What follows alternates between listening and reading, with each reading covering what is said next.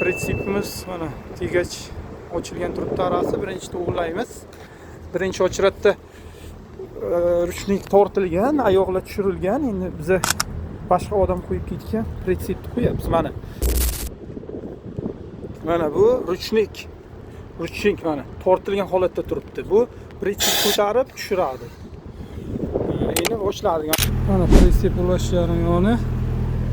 Uzatgan azoni chiqqandan keyin to'rdan boshlaymiz mana.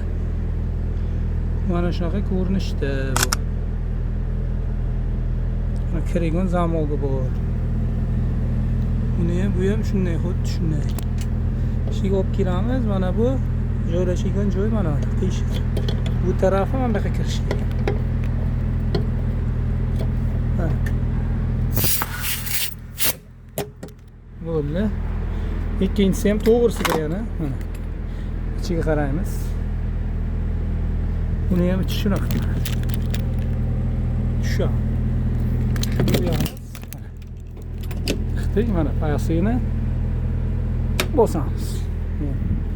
Bunisi ham shunday mana tagidan olamiz. Mana tagidan ushlab, mana ushlaydigan joyi bor mana. Mana o'ynab turadi. Buni ham olib kelamiz, mana ichi mana. Buni ichi boshqacha. Mana buniki. Shuniki точно shunga tushadi. Mana qo'yamiz. Shuni joyiga qo'yamiz-da mana. Taydagini tarib qo'yamiz. Ikkinchisi shlang. Mana bu ham xuddi shunday.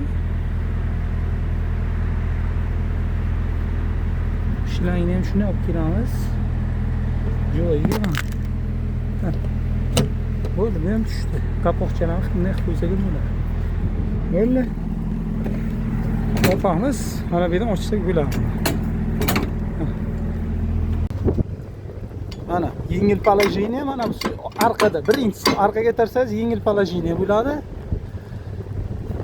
Yengildan birinchi yengiliga ochib, undan keyin bu yoqqa tortamizda mana tez положение, tezroq ko'taradi mana.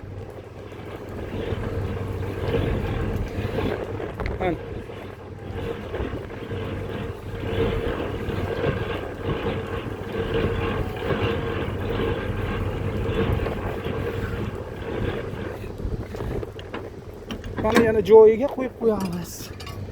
Joyiga o'rnatdik. Salarkasi bor. Mana salarka zo'raygan joyda refta ruchkani yonida tekshirib olamiz. Mana borib ruchnikni qo'yib yuboramiz. Hadi. Ruchnikni orqaga qo'yib yuboramiz. Shu bilan bo'ldi. Ha, assalomu